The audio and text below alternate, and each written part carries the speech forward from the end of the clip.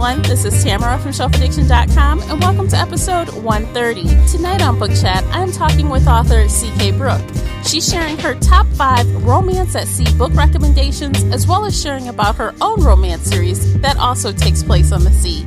C.K. Brooke is an Amazon best-selling, award-winning indie author of over a dozen romance and fantasy novels and novellas. Her debut novel, The Duchess Quest, was selected by Shelf Unbound magazine as a top 100 notable indie books of 2015 and received 5 stars from readers' favorite book reviews and award contest. In 2017, her YA novel, Secrets of Artemis, received the Indie Brag Medallion Award. More of her publications have been nominated in the 2017 Roan Awards and Global eBook Awards. CK's social media links are below in the show notes, so if you'd like to connect, you know where to find her. If you enjoyed today's episode, please like and share it. Show your support by rating the podcast and leaving a positive review on iTunes or wherever you listen to podcasts. This podcast can be found on the Spreaker app, YouTube, and virtually any podcast app of your choosing. If you'd like to comment on something you hear during today's episode, you can find me on Twitter at Shelf Addiction. If you'd like to email in feedback or questions, feel free to reach out to me at info@shelfaddiction.com or call in and leave an internet voice message on SpeakPipe. The link is below in the show notes. Hey, Katie, thanks for joining me today. How are you? I'm great. How are you, Tamara? I'm doing wonderful. I'm very excited today because we're talking about romances at sea. And I know you're an expert with romances at sea. I don't know about expert, but I try. I'm super excited because recently this subgenre, it's like romance and fantasy kind of bundled into one.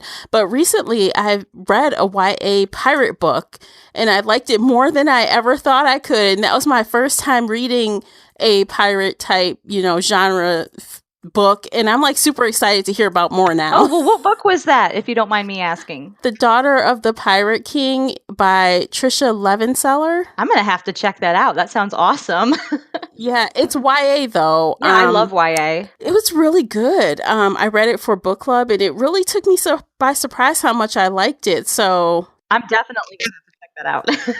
Oh, awesome! Because now I'm like, I want more. So, and I knew you'd be the one to tell me the best ones.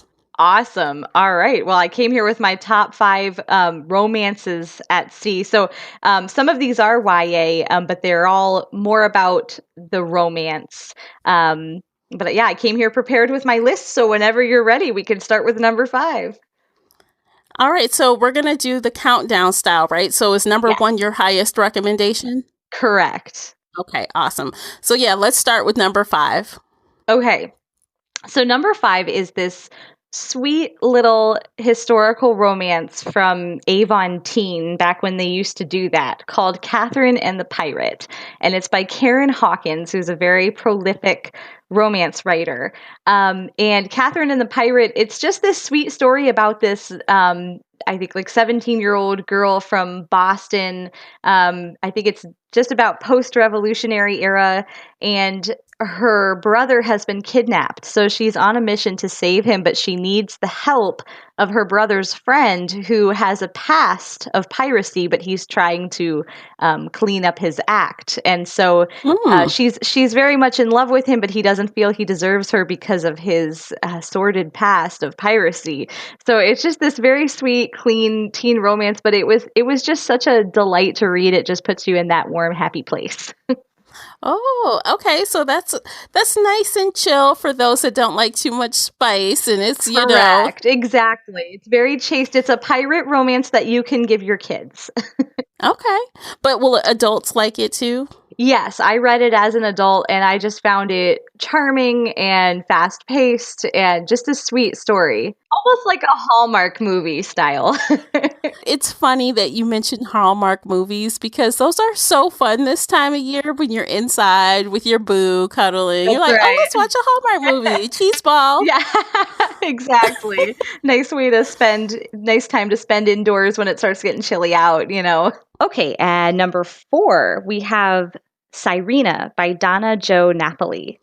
And this one is an oldie but a goodie. By oldie, I mean, I think it came out like 1998, late 90s, something like that. And I don't even know if the print books are even still in circulation, but I know the ebook is. And this is another young adult book. But it is the most beautiful mermaid romance I've ever read.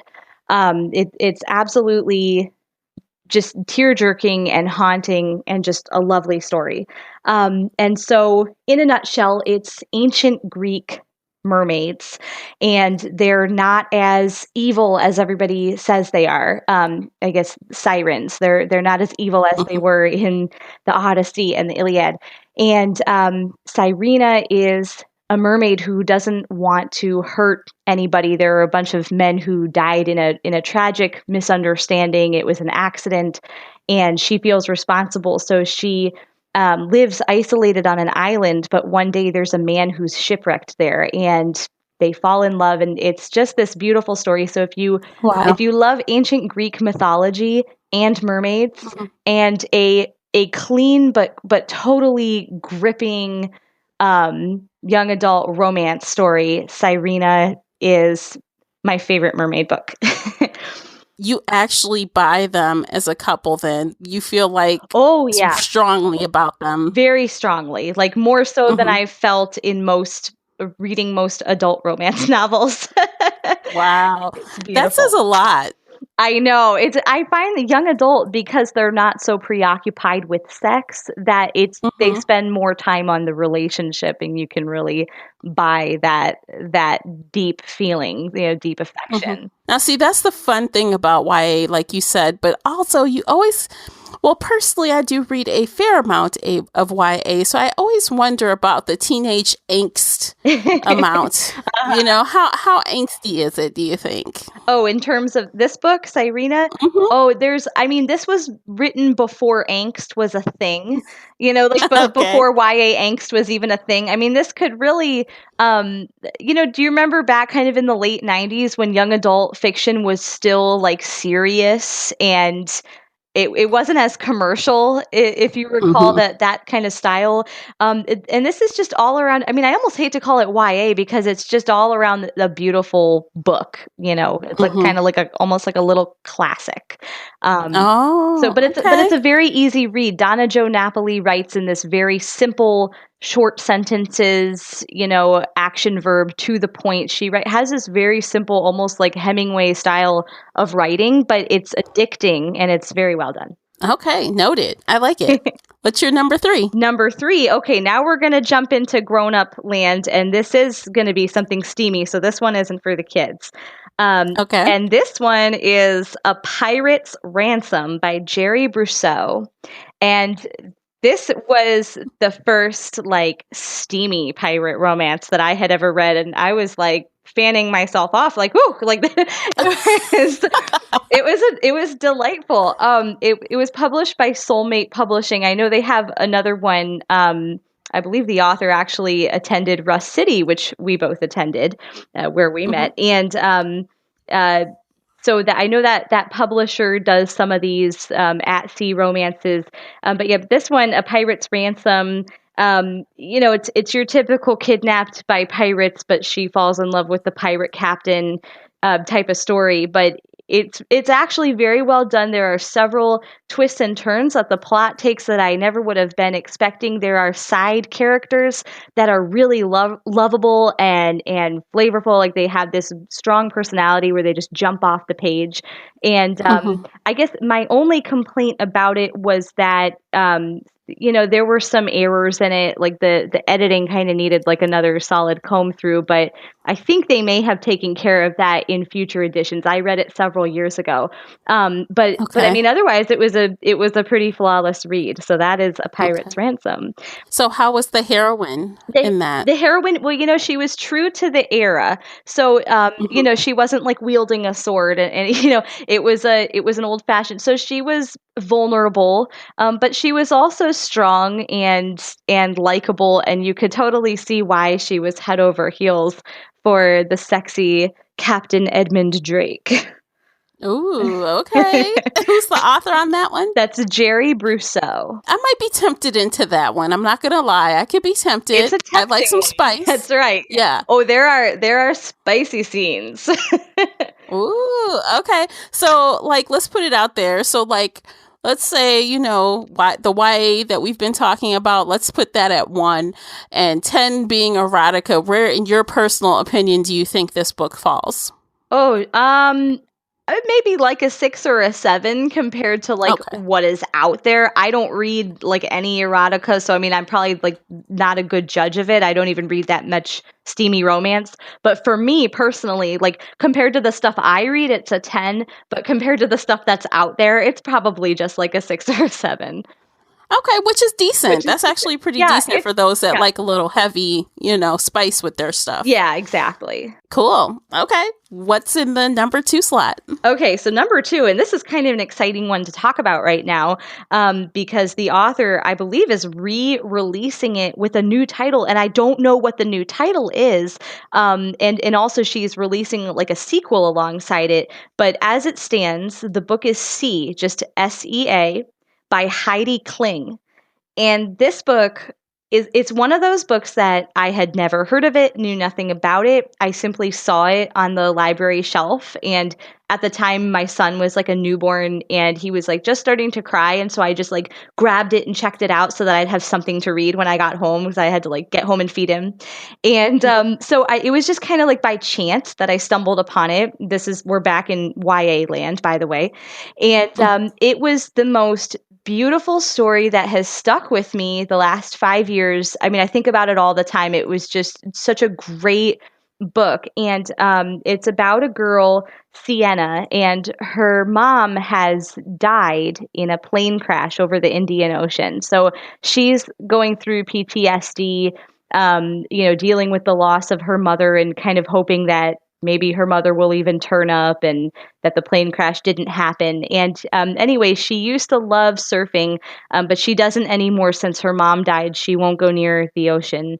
And so her father suggests that she go and volunteer in Indonesia to help the children whose families were affected by that big tsunami that hit Asa. I think it's Asa, right? Is how you pronounce it in Indonesia, when that big tsunami in '04. Yeah. So because this book kind of takes place a little bit back there. So she goes to help these children and she meets this Indonesian boy and they fall in love. And it's just this beautiful, beautiful, haunting romance. It's a good travel romance. And there's a lot of heart to it because it's not just some, shallow chick lit travel romance. It's like, she's really dealing with real pain and grieving, and so is the boy. He has like secrets that he's keeping from her, but he's also grieving, and so they can go through this thing together, and she learns to rekindle her love for the sea, and there's this whole ocean theme throughout the whole thing, and it's just like I have chills talking about it. It's this beautiful book. Wow. So that is Sea by Heidi Kling. That also sounds interesting to me because it's multicultural as well. It is, yes. And that's one of the things I love about it is you learn about, because I guess in Indonesia you have Islam and you have Buddhism and you have these different faiths, and they talk about it. They talk about religion and they visit temples. And I just thought that was very deep to go into for a YA book, and I really appreciated what I was learning while I was reading it. That sounds really nice, actually. I have an extra appreciation for books that manage to take me to another place, yes. That's real. Yes, yeah, where you can actually learn. Yeah. Yep. Totally. Okay, so what is at the top of your list? All right, number 1, my favorite romance at sea is To Catch a Pirate by Jade Parker. This is the book that inspired me to write, to write my own stories, and showed me that you can mix adventure and romance and have a perfectly delightful novel. So this was a YA book. I believe it came out in 2007. It's back in print now. It had gone out of print for a while, and then I see it again, at least ebook version. And this book is about Annalisa Townsend, and she is searching for a pirate who had wronged her father, and she's searching to avenge her father. And so she forges a letter of marque so that she can pretend to be a privateer of her own captain and sail the seas. And she has her first mate, Nathaniel Northrop, who is like interested in her, but he's kind of too plain for her. And anyway, she captures this young, sexy pirate, and she totally falls in love with him. But he's her captive, and and again, this is YA, so it's clean. But it's definitely like the tension is there and the feelings are there, and it's fun. You feel like you are watching a Pirates of the Caribbean movie, like without the magic. It's totally historical fiction. But it's just this delightful YA adventure romance, historical, and all pirates. And you have all the pirate stereotypes in there. But I mean, we love it. We love it when they say R, and we love it when there's like a, red-haired captain and all that kind of, just all those little things that tell you that this is a pirate story. It's all there. Yeah. And it's when it ended, I was like dying for more books. There was like never anything added to it, but I mean, I wish she would have done a whole series on it. All 5 of your books sound really good. You brought it with the recommendations. I tried, and I had to really prune it down because like there are so many. For some reason, it seems a lot of the books I read have to do with like the ocean or have some kind of. So I have to make a shout out to the ones that didn't make the list, and those were Moonglass by Jessie Kirby and The Siren by Kiera Cass. Those are also, if you're looking for great young adult, ocean-themed, sea-themed romantic reads, check out Moonglass and The Siren as well. Now, The Siren, I remember when that came out, it was really making the rounds, and it had a lot of buzz when it came out. Yes. Well, she self-published it first. We're talking about Kiera Cass, the author of the Selection series, for those who don't know. And the Selection, very popular young adult series, kind of dystopian romance. And so her first book was The Siren, which was a mermaid story, and she had self-published it.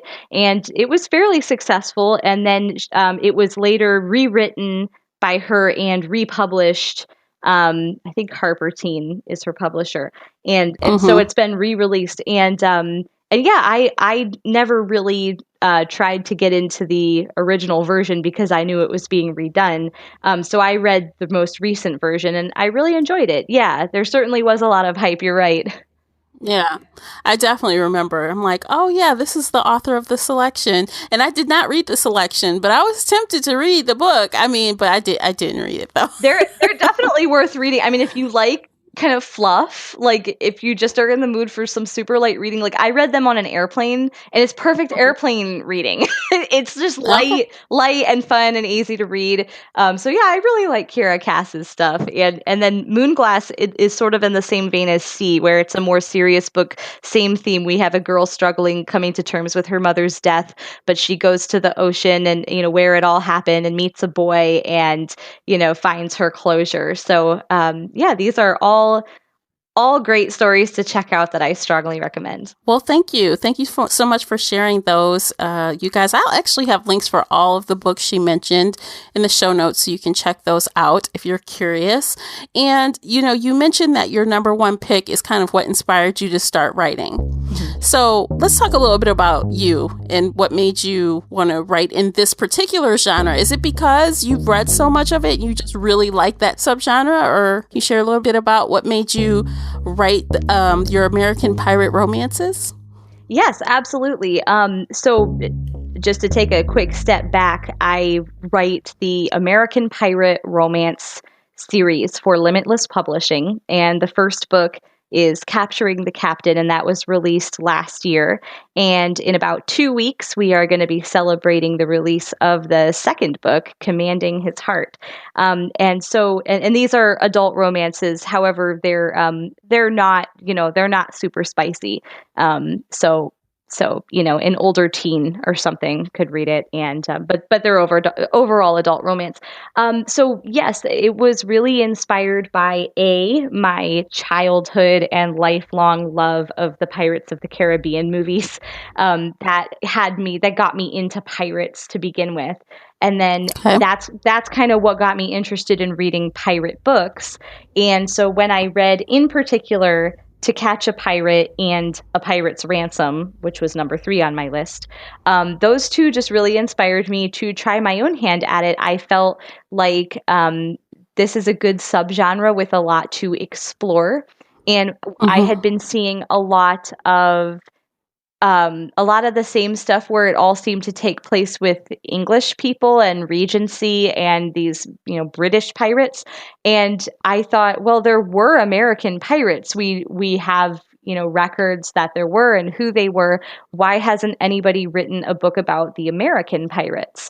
And so I decided to be the first to do that. Okay, so we know that it's about pirates and we know it has a lot of romance, but are there any like genres that might touch your series? Like any fantasy going on there? Or? In these particular books, I don't have fantasy. All my other books are fantasy. I'm also known for my Jordania series, which is with my other publisher, 4814. And there are some of those books do have pirates in them, by the way, making cameos and such. But as for the American pirate romances, no, they're not fantasy. They are historical romance. So you could say they bump with adventure, action adventure, and they bump with historical fiction. Okay. Well, since this is a series and your second book is coming out very soon, share with us a little bit, like a quick little synopsis about your series. We know you don't want to give too many spoilers, but tell us what it's about. Sure. Okay. So the books are actually standalones, and so you can read them in any order. So I guess that makes it more of like a serial. And so the first book, I thought that, well, we have so many pirate books about a lady being kidnapped by pirates that I thought, why don't we make the girl the pirate? And so the captain actually who kidnaps her is a privateer. He's a pirate catcher, and thinking that she is a boy because she's wearing men's clothing. Her father is a notorious pirate who he was trying to capture, and he captures her instead, thinking it's a member of his crew. And so she is sort of brash and uncultured and used to being around her father and pirates, and now she's on this ship of reformed privateers. And when they discover that this is a woman, they think, well, what are we going to do with her? Does she even know anything? And so, and of course, she begins to fall in love with the captain. But she doesn't know for sure, is he only being nice to her because he's trying to use her to get information about her father? And then likewise, from the captain's perspective, well, is she only warming up to me because she is trying to get me to let her go? And so you have this sort of ambiguity there, but it's a very fun adventure love story and sort of a light read. And the second one that's about to come out is about a young woman in Jamestown, Virginia, and she stows away aboard a ship because she's trying to escape a betrothal to a very wicked old man that her parents have arranged. And she, it's definitely nasty. And she thinks that she thinks that she's on a naval ship, but instead she's on a pirate ship. However, the man who she had followed there, right before she can be violated by these hungry pirates, the man whom she'd followed there, who's an acquaintance of hers, pretends to be her husband to kind of save both their butts. And so they have to pretend to be husband and wife, even though they're complete strangers, for this whole voyage to Barbados. So, that is the one that's going to come out on September 26th. Awesome. So, you did mention that these are virtually standalones within a series or a serial type situation. Yeah. Do any of the characters cross at any time ever, like cameo style or anything? No, they don't. At this point, they don't. I had toyed with, for the third book, kind of taking one of the characters from one of them. But at this time, they don't. They're completely different eras, different regions and different characters. Okay, so the tie-in is just that they're all American pirates. Exactly. Okay, awesome. So how many more do you have planned for this series? I am thinking at this time at least one more. That's fine. A little 3 set. Okay, I can Well, do that. once you get 3, then they'll do the box set. So I kind of have to go for that at this point. But no, on the other side of things, I'm working on finishing the 5th book in my Jordania series. So I'm kind of trying to give everything, take turns between all the different projects. Yes, such as authors do. You guys are busy people. Yes, give us all the words. We want them. Awesome. I can do that. Of the 2 books or all the characters that you've written for this series, which is your favorite? Oh my gosh, that is such a good question. And are we talking just about the pirate series?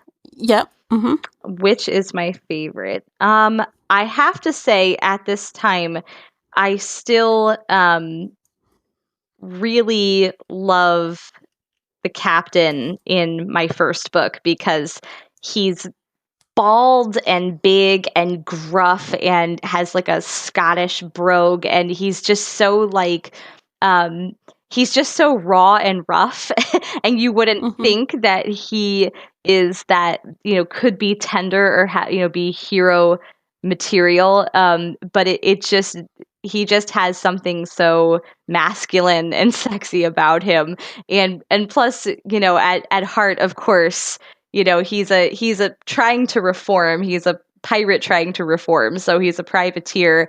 And so he's kind of got a heart of gold deep down in there. And so I have to say Captain James Morrow is my favorite.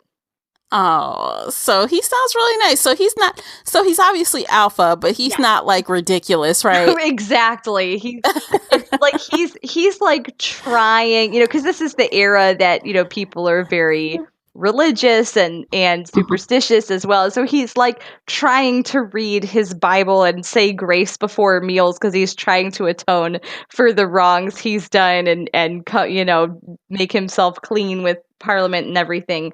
But at the same time, though, the fact that he's a sailor and a pirate, it doesn't really leave him. So he's still going to be gruff and swearing and not altogether perfect, but it just kind of makes him more endearing. Yeah, it's kind of a clash, but it's like most people, right? Right. Most people are, yeah. Exactly. I love flawed characters. They're the best. I mean, if they're too perfect, they're boring. They've got to have some flaws, That's right. Absolutely. Okay, great. So is there anything else you'd like to share with us about your American pirate romances before we wrap up for the night? That is everything. If you go to ckbrooke.com, which is my website, there's a box right when you go in where you can enter your email address and subscribe, and you can get an email the morning that book is available. So if you want to know, like, when is it coming out, when can I get it, I can hook you up right in your email inbox if you go to my website. Awesome. Is it available for pre-order on Amazon as well? Not at the time of recording this. I know they're setting that up. I don't know if they are going to do the ebook pre-order, because I know that now publishers are debating whether it's worth it to do those pre-orders, because they kind of want all the sales to come on release day and not before. So I don't know if they're going to do that. I do know that I have my ARC reviewers, the advanced reader copy reviewers, are going to get their copies this weekend. So depending on when are you going to release this, Tamara? It will be up on Wednesday, September 20th. Okay, so but at the time of recording this, it would probably be too late to get an ARC from me. But if I'll say this, if it's before September 26th, so September 25th and any day before, if you, again, my website, ckbrooke.com, and that's Brooke with an E on the end. You can go to the contact form. If you contact me on September 25th or sooner and you would like an ARC to read and leave a review on Amazon and Goodreads of, then I can hook you up with an ARC of the PDF. the digital arc. Oh, you guys get on it. Reach out to her. Okay, you've got like 5 days. Do it. But you gotta leave an honest review. That's the only condition. Yes, absolutely. And honest reviews are the best ones. If you wonder about how to do that, there's actually, I can have a link to a previous episode that tells you how to review a book. It's great. Oh, so if you want to try your hand at it, give Katie a little message and see how you do. It's a great time to start reviewing. Awesome. I might even need to listen to that one. That's great. See if I've been doing it right all these years, because folks, I started out as a book reviewer before I was an author, so it leads to things. Yeah, it definitely does. But yeah, so very cool. I will have all of Katie's links below, so you can find her on Twitter and her website and all of that. You can find an Amazon link for her first book in this series and reach out to her, and that will be fun if you happen to be a lucky person that could review this early. Very cool. So thank you so much for coming on and sharing both your recommendations and introducing us to American pirate romances. Thank you so much for having me. This was so much fun. Absolutely. It's been a pleasure. Take care. You too. If you enjoyed today's interview and would like to show your support, there are a few things you can do. First, you can head on over to iTunes and give a positive 5-star review. You can follow me on Twitter. You can follow the Shelf Addiction podcast on Spreaker, the only place where you can listen live and get broadcast notifications so that you never miss an episode. Most importantly, you can share this podcast with friends and family that enjoy bookish topics. Thank you for listening, and I will see you soon with another author interview. Until next time, happy reading.